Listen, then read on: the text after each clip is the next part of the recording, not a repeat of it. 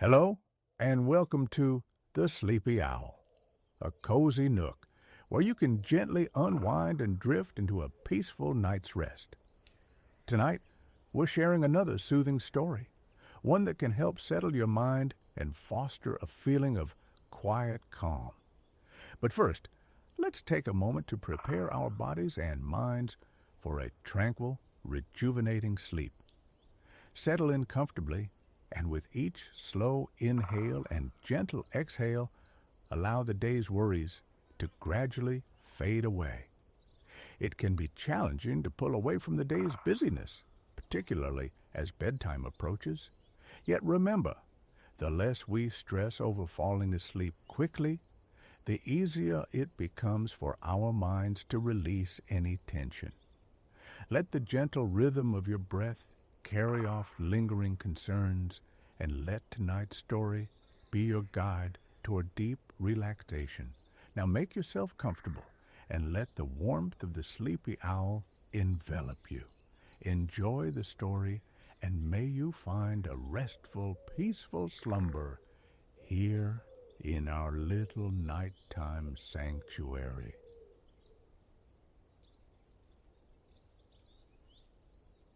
An age of ice descended, swift and unyielding, locking the kingdom in a perpetual frost. Spring became a forgotten myth, a half-believed legend whispered by the old.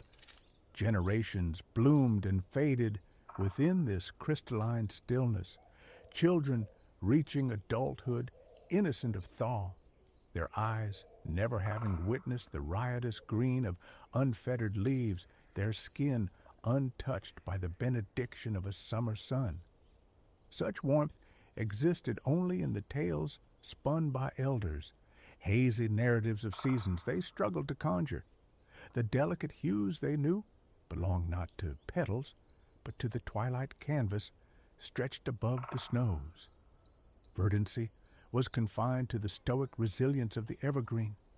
Nature, in its vastness, was overwhelmingly, blindingly white.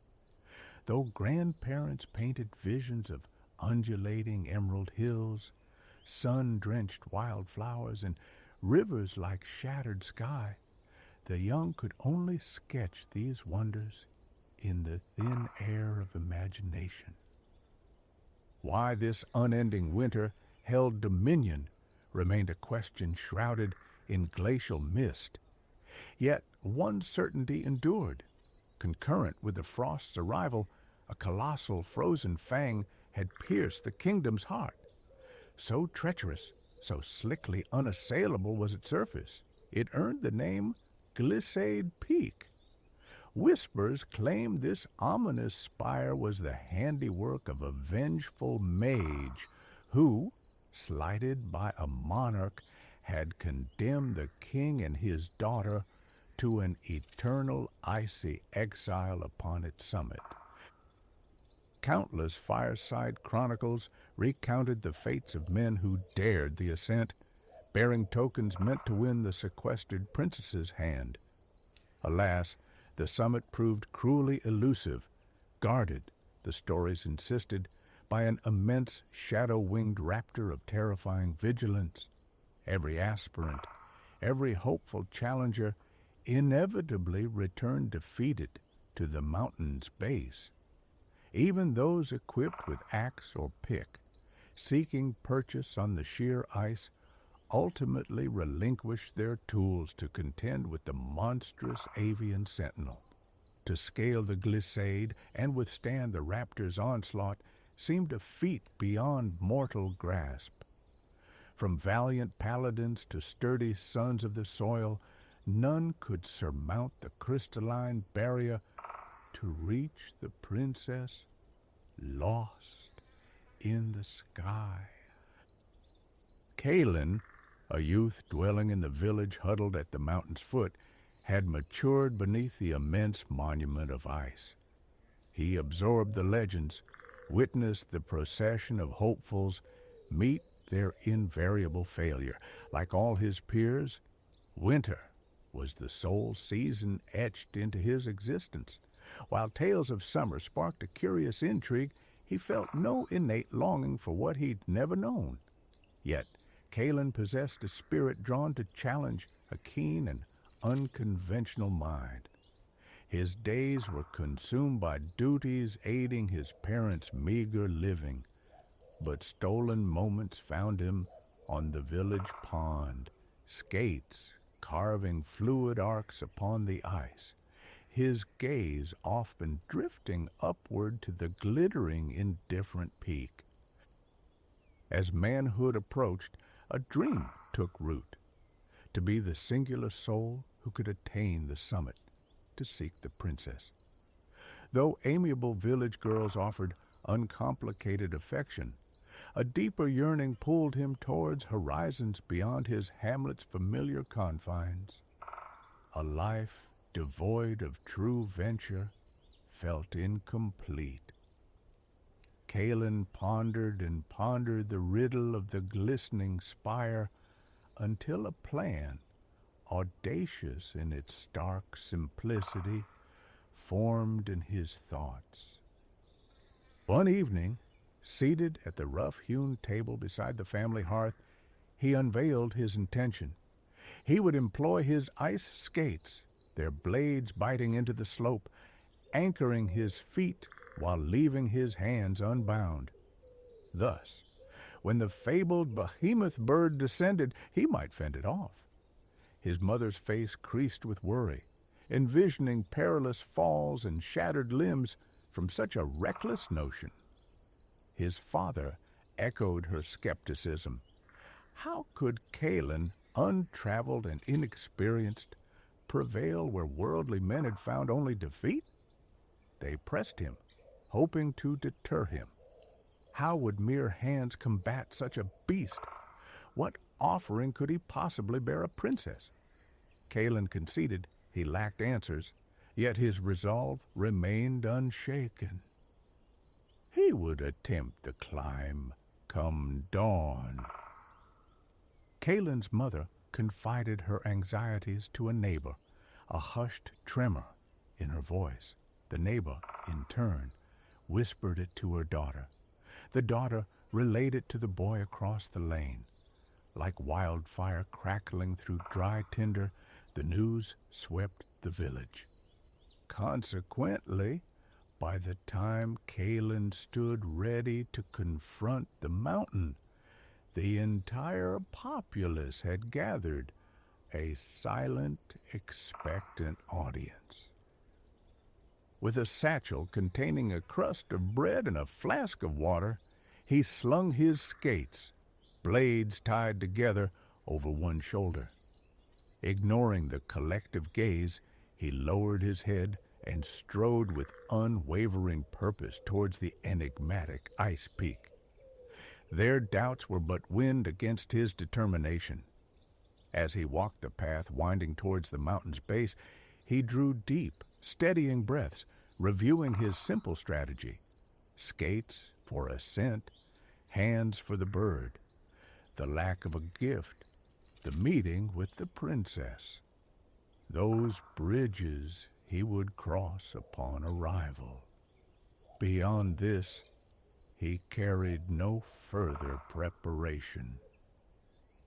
The woods stood sentinel around him, draped in their perpetual sparkling shroud of snow. Each footfall resonated unnaturally loud in the profound quiet. Thud, crunch, thud, crunch. His boots conversed with the stillness. The rhythm became a balm, easing him into a focused calm, and then he was there. Before him reared a sheer, blinding wall of ice, impossibly smooth, offering neither handhold nor foothold to the naked eye. Kalen felt the weight of the villagers' scrutiny from the forest's edge. He let the skates drop from his shoulder, shed his satchel. Seating himself on a frost-rimed boulder, he exchanged his sturdy boots for the skates, tucking the boots into his pack. He might need them at the summit. Then he rose and confronted his colossal adversary. Securing the satchel firmly upon his back, he took a tentative step, driving the sharp point of one skate blade into the ice. He stepped up, planting the other blade slightly higher. The incline was severe, yet just shallow enough that leaning forward allowed him to balance, palms pressed against the frigid surface.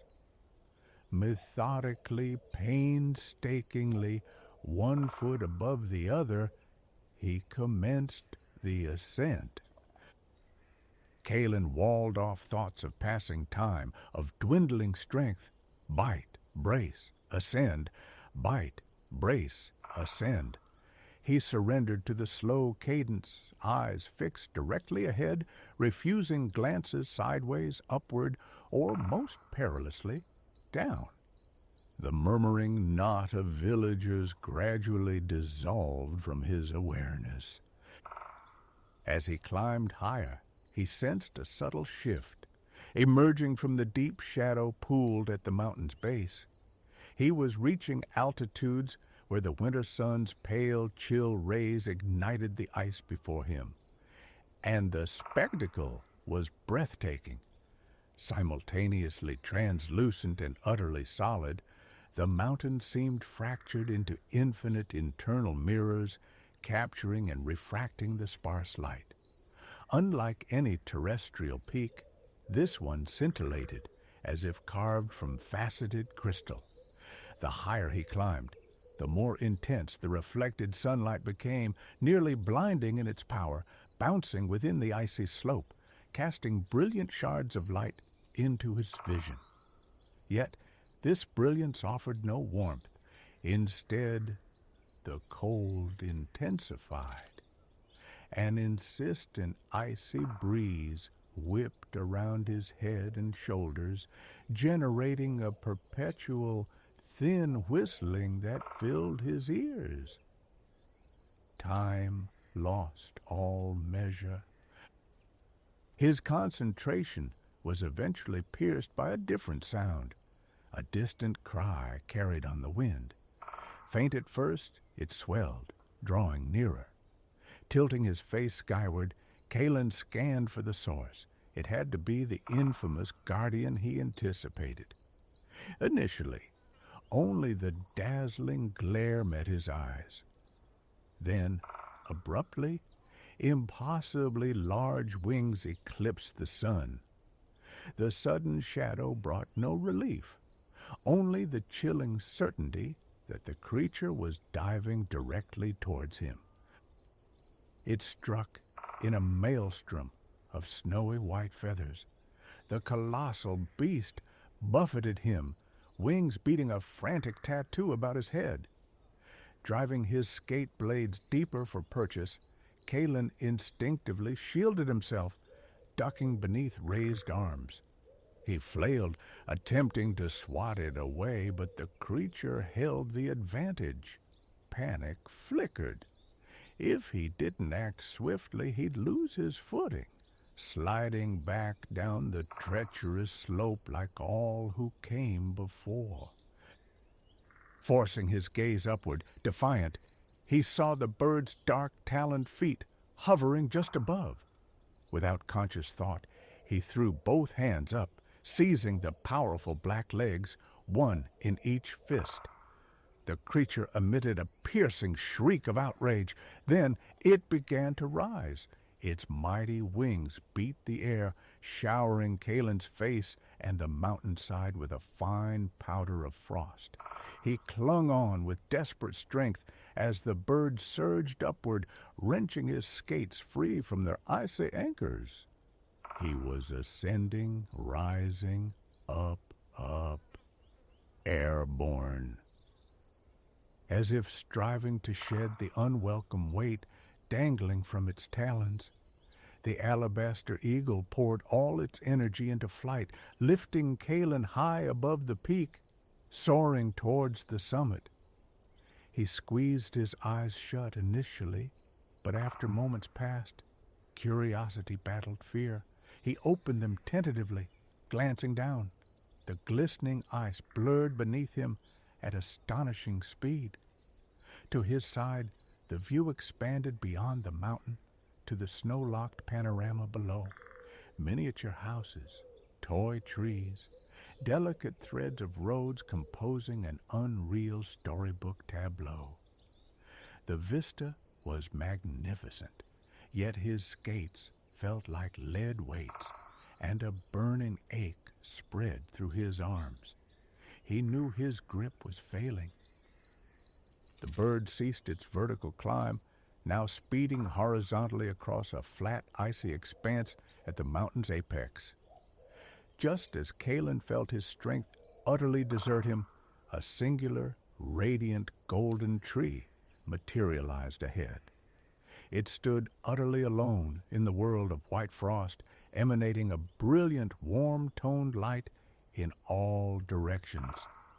Its multitude of small leaves seemed to shimmer with an inner life, suggesting it was the sole living entity in this frozen domain. Kalen doubted the landing would be gentle, but it represented his only hope.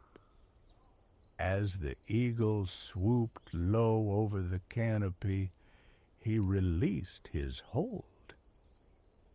He impacted hard, enveloped by a resonant musical vibration like 1,000 wind chimes stirred at once. It took a moment to gather his scattered senses. When he did, he cautiously pushed himself upright. He found himself within the largest bird's nest imaginable. Gazing at the golden boughs forming a canopy above and around him, he saw, nestled in the center, a massive glittering egg, brilliantly gold under the sun. It was easily large enough to fill his satchel.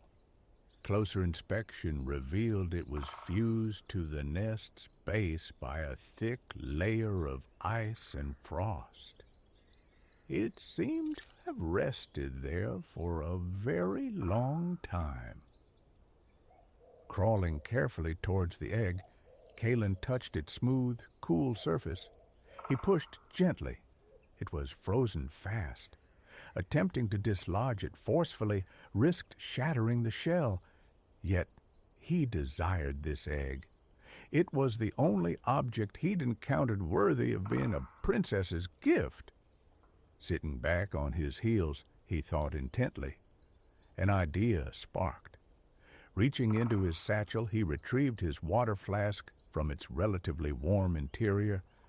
Unscrewing the cap, he slowly poured the lukewarm liquid over the egg's base. As he'd hoped, it was just warm enough to melt the binding frost. Gradually, the icy coating receded, revealing the unblemished golden shell beneath. Once he felt it shift, Kalen carefully rocked the newfound treasure. With minimal resistance, it detached, free. Unfortunately, his encounter with the alabaster eagle was not concluded. Screaming its indignation, it returned, plummeting from the sky towards the tree. Kalen saw its clear intent, to prevent the egg's removal. Casting a rapid glance around, he snatched the only available item. As the eagle's talons descended once more towards his head, he thrust the loaf of bread from his satchel into its grasp. Mistaking it for its prize, the bird squawked in triumph and soared away, its cries fading into the vast, cold sky. Kalen remained still for a moment, expelling a long, shaky breath. Once certain the eagle was truly gone, he turned back to the egg. Retrieving his boots from the satchel, he carefully cushioned the golden orb inside, securing the flap tightly. He then removed his skates, donned his boots once more, and draped the skates over his shoulder. Leaving the satchel momentarily at his feet, he stood carefully within the enormous nest, seeking to survey the mountain's summit. At first, only a vast, glaring expanse of whiteness met his gaze. The frosty peak appeared barren, reflecting the sun's rays blindingly from the ground in an unending vista of ice. Shielding his eyes, however, he thought he detected a faint, bright sparkle in the distance. Holding his breath, he watched. It flashed again. Something else occupied this desolate place. Whether it was the castle of legend or not, it was the sole feature on the summit. He resolved to walk towards it. With the precious egg, a heavy weight upon his back, he carefully navigated down through the branches of the golden tree, shimmering to the icy ground below. Then, hoisting the satchel properly onto his shoulders, he began the trek towards the mysterious glimmer. Time dissolved as Kalen traversed the frozen plain. The frigid air numbed his nose and fingers. His eyes ached from the relentless brightness. The sun, however, was visibly arcing lower, suggesting mid-afternoon. He desperately hoped to reach the flashing object before nightfall claimed the exposed peak. No other shelter existed. He made steady progress across the ice sheet, thankfully unmolested by the white eagle. As he drew nearer, the softening light of late afternoon revealed a structure that grew in stature with each step. Soon, he was certain, he had found the castle from the village tales, and what a palace of ice it was. As if sculpted by elemental forces, its towers and turrets soared skyward in immense glittering formations. An impossibly tall and delicate fortress of light, it captured and reflected every hue of the descending sun. A mirror of orange, pink, and gold against the deepening sky. He arrived before the castle's entrance, pausing at the drawbridge, frozen solid in its lowered position across the moat. The moat itself was now a river of solid ice, winding smoothly around the fortress base. Picking his way cautiously across the bridge, he stopped before an enormous pair of doors. Having reached the juncture where his plan dissolved into uncertainty, he performed the only action that occurred to him. He knocked. The sound echoed within the glass castle, startlingly loud, as if it were the first such intrusion it had ever known. He felt the vibration shudder through the interior, a sound both infinite and brittle. He waited for what felt like an age. Then, with glacial slowness, one door began to creak open. Shuddering with the effort, as though recalling a long-forgotten function, the portal yielded.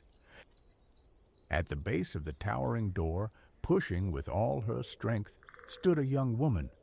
She wore a simple white gown beneath a heavy cloak. Atop this, she sported a thick, fuzzy blue muffler and a strikingly incongruous, yet undeniably practical, set of woolly earmuffs.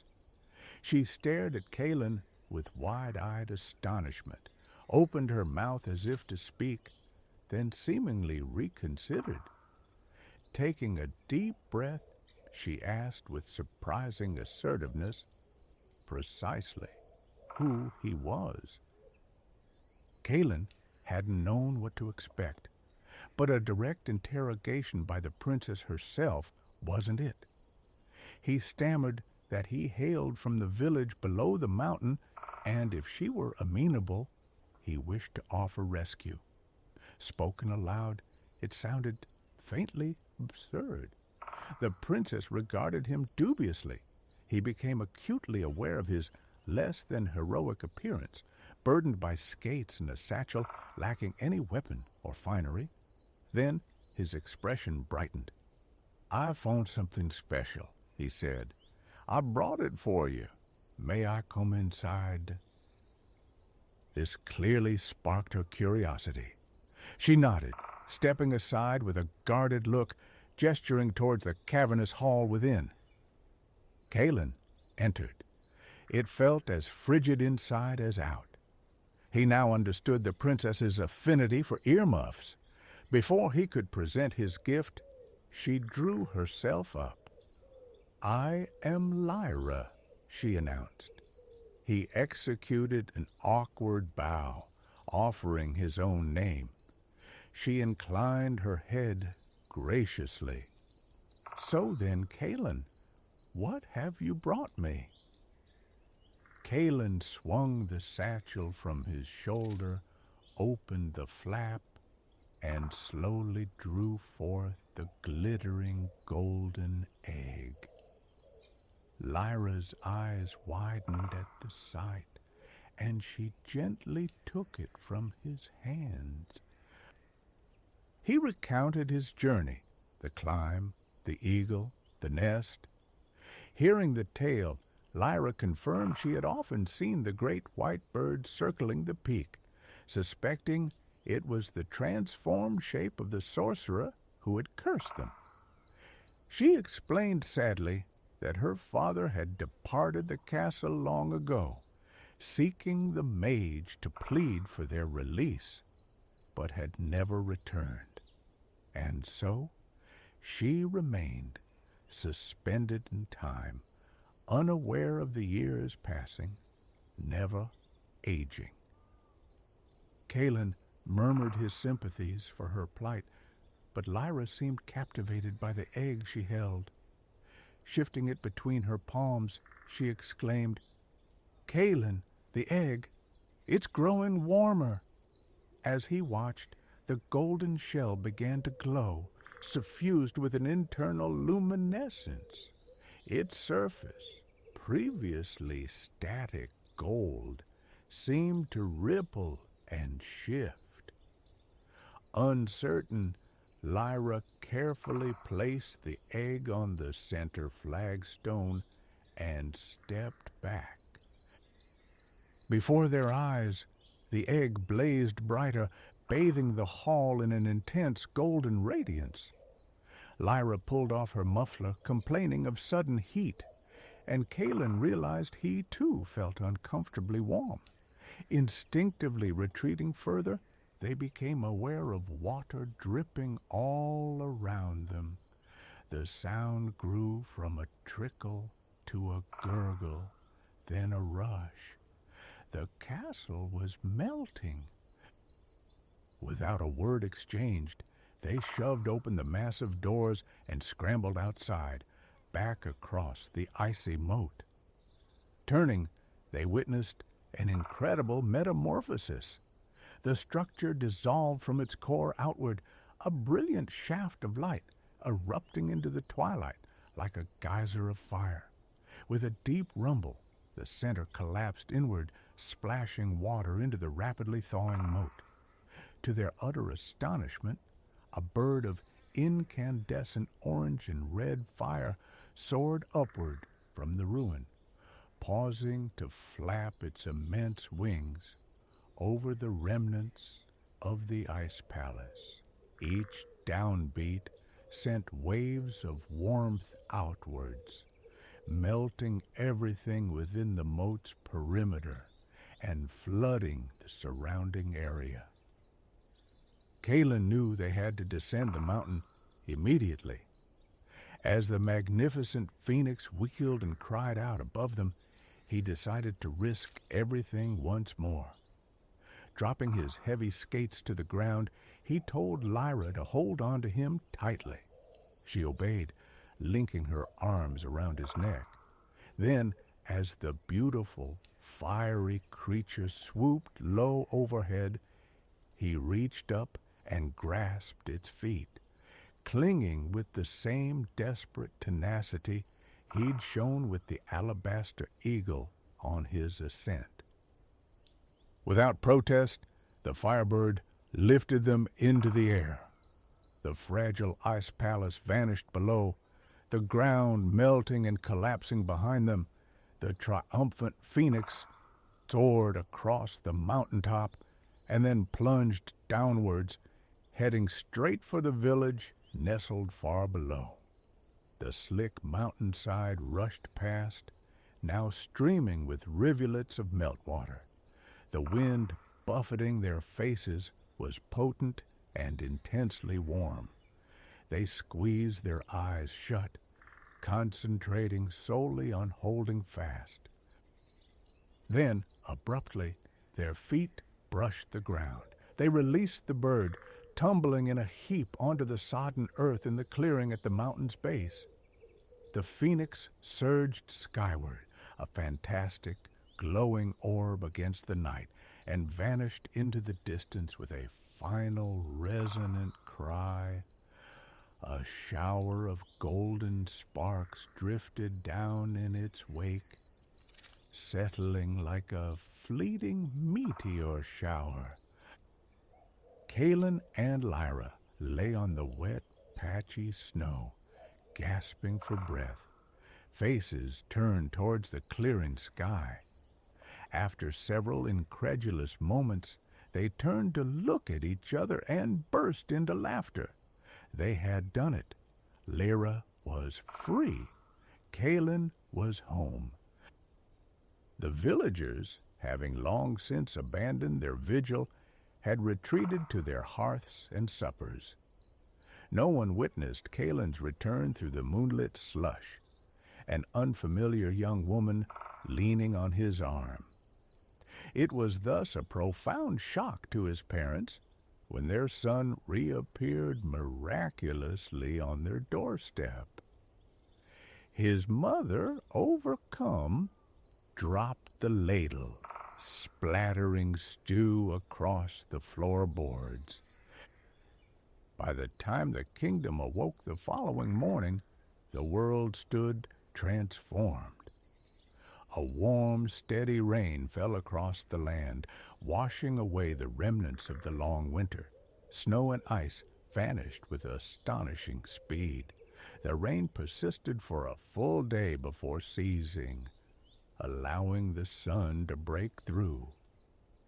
When the first true rays of spring warmth touched the land after so many frozen years, the villages erupted in celebration. As weeks turned into months, children discovered the forgotten rhythm of the seasons. They finally grasped the deep green of grass, witnessed the vibrant palette of spring, summer, and autumn unfold. Cheerful birdsong, absent for generations, now trilled from every budding treetop. Prosperity slowly returned.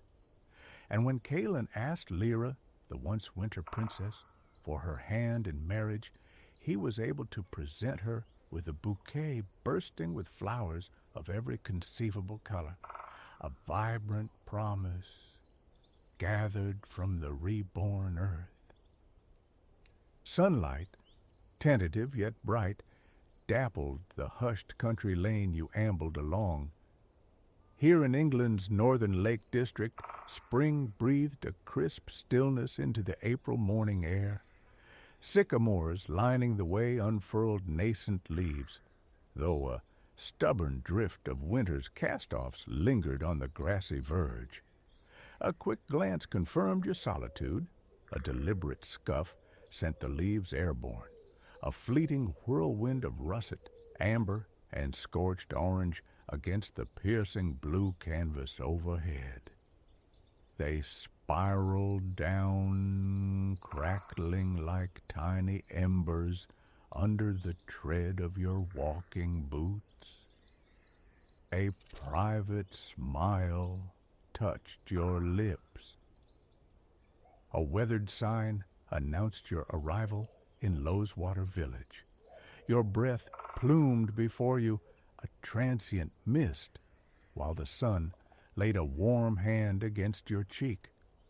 Tucking your chin deeper into the collar of your substantial coat, you rounded a corner to the right. You reached out, tracing the contours of the dry stone wall flanking the path, its light gray granite chunks, stippled with white lichen and patches of deep green earth-fragrant moss, offered a rough, cool greeting to your fingertips. Turning the bend unfurled a different vista. Broad, open fields stretched ahead, populated by sheep drifting through long, dew-kissed grass. Beyond them rose three imposing hills, ancient sentinels whose stony crevices and scattered shrubbery slowly emerged from shadow as the sun climbed higher, revealing the deep valley they guarded. Even at this distance, the iron-gray stillness of Crummock water lay visible, a polished mirror reflecting the sky. Yet those hills were not your destination. Today held a unique promise. Vaulting a wooden stile, you beheld the reason for your journey. In a compact field encircled by alder and ash, a hot air balloon stood poised for flight, a vibrant teardrop awaiting ascent. The field was deserted, but for you, its rainbow-striped envelope swelled and rippled in the slight breeze. As you traversed the grass towards it, the warmth radiating from the burners intensified with each step. Nearing the wicker gondola, you noticed an inquisitive squirrel, drawn by the unusual activity, edging closer. Just as your hand made contact with the woven basket, the burners pulsed twice. Quick, cheerful bursts of flame, an eager invitation. The squirrel, deciding aerial adventures were not for it, darted back towards the hedgerow's sanctuary.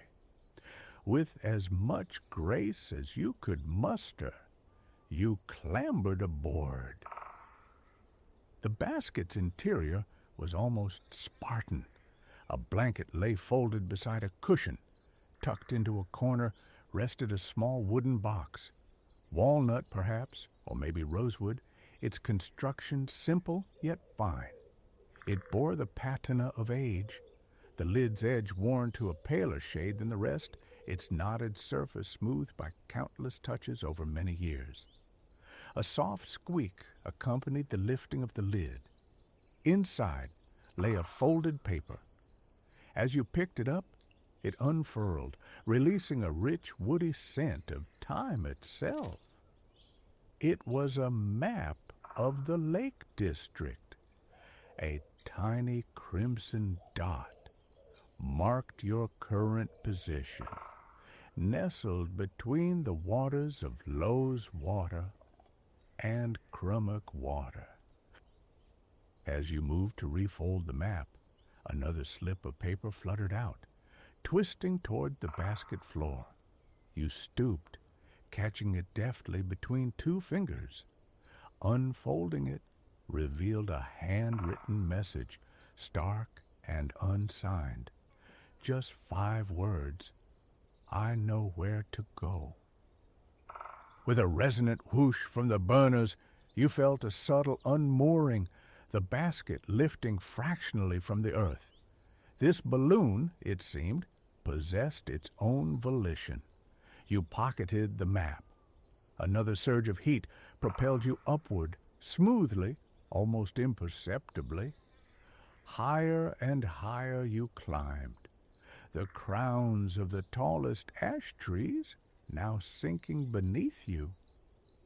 Looking down, the sheep in the fields had become minute specks, smaller than your smallest fingernail.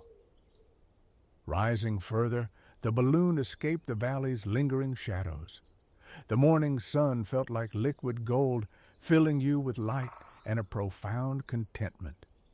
Suspended thus, you felt utterly weightless, enveloped in an ethereal quiet. The air tasted clean, pristine. As you ascended, more of the lakeland panorama unfurled around you, a cartographer's dream made real. now level with the hilltops, you could survey most of the region laid out below. You retrieve the map once more. To the south, a distant needle against the horizon resolved into the ironwork of Blackpool Tower, an echo of Eiffel, opened in 1894. Shielding your eyes against the ascendant sun, you could discern the ocean glinting beyond the Cumbrian coastline, a silvered edge to the world. A faint tang of salt drifted on the cool air. Birds wheeled nearby, executing effortless arcs in the vast emptiness. The surrounding hills and fells glowed golden and green in the early light. Sculpted over millennia by water, wind, and time, their intricate gullies, crags, streams, and dells bore witness to forces immense and patient. Ice ages had draped this land in glaciers, icy chisels carving the U-shaped valleys and gouging out the deep lakes at their hearts, along with the smaller, jewel-like tarns nestled near some peaks. Leaning against the basket's rim, you drew a deep breath. A tide of thankfulness for the sheer spectacle washed over you. Closing your eyes, you let the sun's warmth steep into your face and neck, a gentle benediction. A wave of calm flowed downwards from your head, through your shoulders, down your arms to your fingertips, rolling through your torso and legs to the very tips of your toes. Opening your eyes, you glanced over the edge and found yourself drifting over a hill distinguished by two peaks. Recognition dawned. Hencomb. You must be heading south. Indeed, looking down the valley, the sun caught the surface of Buttermere, making it shimmer. For confirmation, you consulted the map again. The little red dot had migrated down the valley, tracing your airborne path. You refolded the map, waited a few moments, then checked again. The dot was undeniably closer to Buttermere. Smiling, you tucked the magical map away. Gliding along the valley, leaving Ennerdale Water behind, your gaze fell upon the tiny grazing sheep below. Suddenly, a pair of large raptors streaked past beneath the basket. You watched, captivated, as they spiraled, then beat their wings with deep, slow strokes. Both sported dark gray plumage on their backs and rounded tails, though one was noticeably larger. As they banked, their speckled white and gray undersides flashed, along with beautiful dark bands striping their wings. Long yellow legs were tucked beneath them, and their deep amber eyes seemed to burn with fierce intensity as they swept past again. Goshawks, a rare privilege to witness, creatures recently returned from the brink of local extinction. Difficult to spot, they typically haunt woodlands, nesting near tree bases, their striking red eyes adapted for navigating dense forests. The pair swooped in unison, wings still moving with deceptive laziness, then veered away, dissolving into the sun's glare. The brilliant blue sky now held a slight haze. You were high, yet the thin clouds remained far above, ethereal wisps. A peculiar, beautiful halo encircled the sun, a sign of cirrostratus clouds, composed of minute ice crystals floating thousands of feet aloft. Sunlight, striking these crystals, refracted and reflected, creating the celestial corona. To the east, over the sea, the clouds appeared thicker, bruised with shadow, hinting at a brewing storm. Here, westerly winds journey across the Atlantic, gathering moisture before encountering the Cumbrian peaks. Forced upwards, the moisture cools, condensing into the rain that sustains the Lake District's vibrant, lush greenness. The balloon had carried you towards a new cluster of peaks.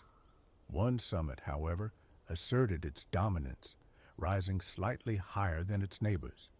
You realized you were ascending to meet it, Scafell Pike, England's loftiest point. Consulting your map, you noted its height, 978 meters. Tranquil today, it was born from a vast volcanic island arc millions of years ago, later shaped by glaciers some 20,000 years past.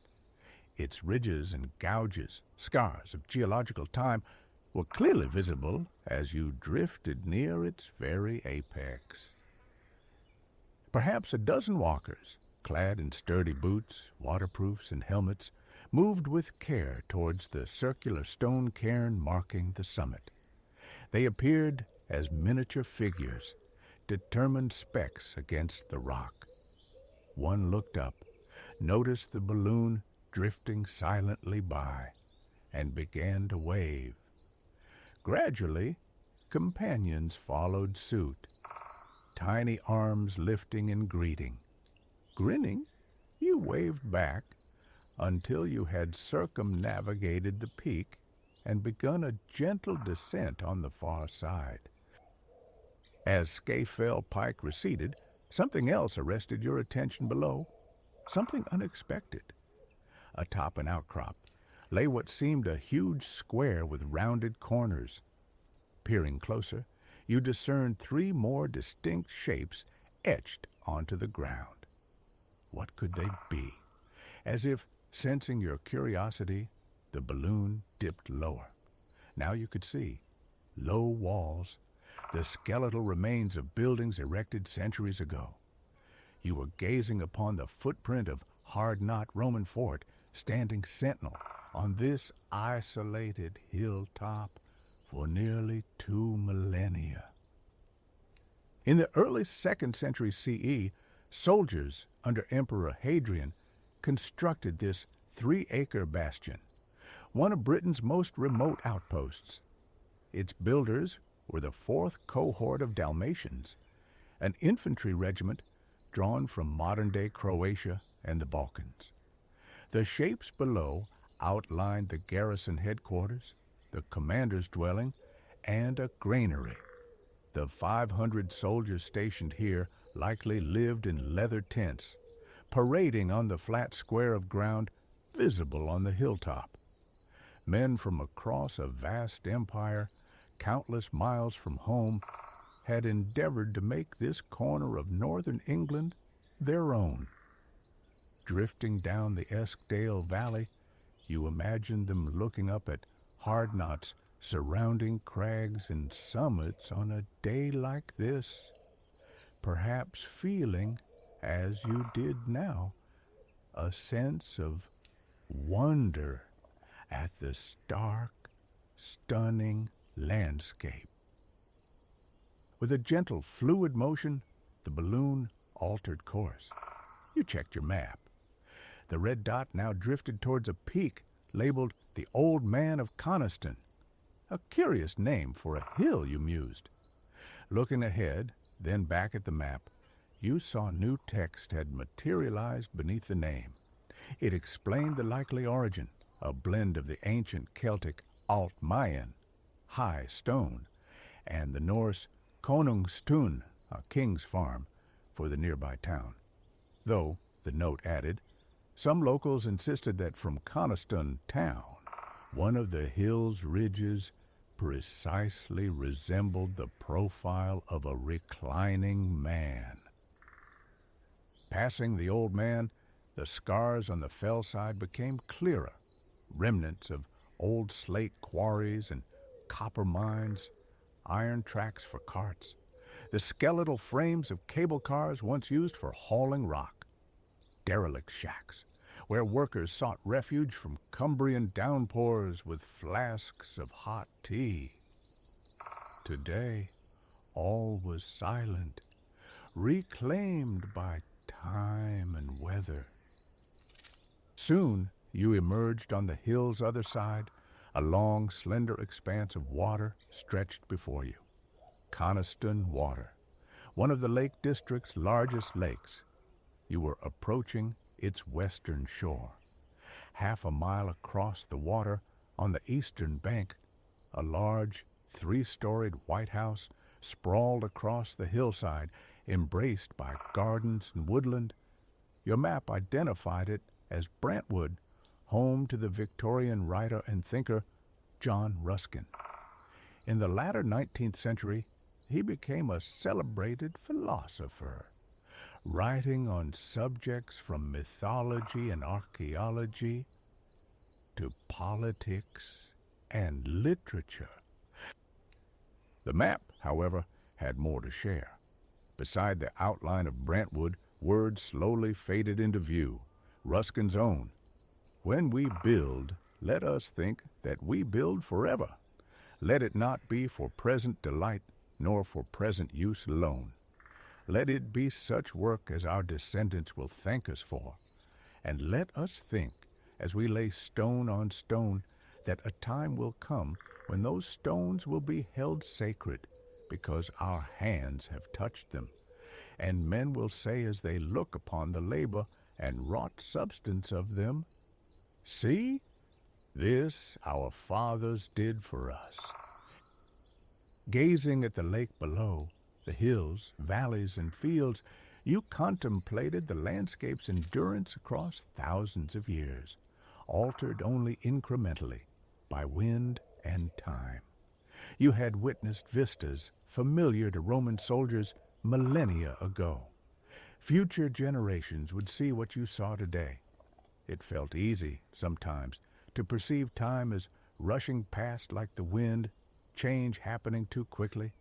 Yet, unknowingly, every day you laid a stone, then another, adding yours to those placed by loved ones, by strangers passed on the street. A beautiful, quiet image formed in your mind. You closed your eyes again, feeling the warm morning sun on your eyelids. The air remained utterly still. You took a long, slow, deep inhalation, held it for a beat, then released it. Everything felt profoundly right. The balloon, as if sensing your readiness for solid ground, began its smooth, gradual descent. Down, down, down it carried you toward the earth. The churchyard, pubs, and gray slate houses of Coniston Village grew steadily larger, resolving into distinct shapes. You continued drifting downwards, feeling gravity gently reclaim you. With a soft thud, you landed on the shingle beach at the water's edge. As the basket settled, you hopped over its rim and walked towards the line of trees set back from the shore. The balloon, it seemed, had further destinations. It was already lifting slowly from the ground. Turning to look back, the burner flared twice, a warm, silent farewell. You watched it rise into the sky, a receding splash of color drifting across the lake, over Brantwood, up and away. With a final pulse of its burners, it vanished from sight. You hoped somehow you might encounter it again someday. The sun, fully risen now, warmed the beach. Your day had begun early. The shade beneath the silver birch trees beckoned. Finding a comfortable spot against a smooth trunk, you settled down and closed your eyes. Distantly, church bells chimed, their notes echoing across the hillsides and silent fields. Water lapped quietly against the shingle, the gentle bleating of sheep and their lambs drifted on the air. You breathed deeply, evenly. You recalled the clouds observed earlier, drifting high and remote. Like them, you allowed stray thoughts to enter your mind, acknowledged their presence, and then let them drift away. Gradually, peacefully, you slipped into a deep and contented sleep.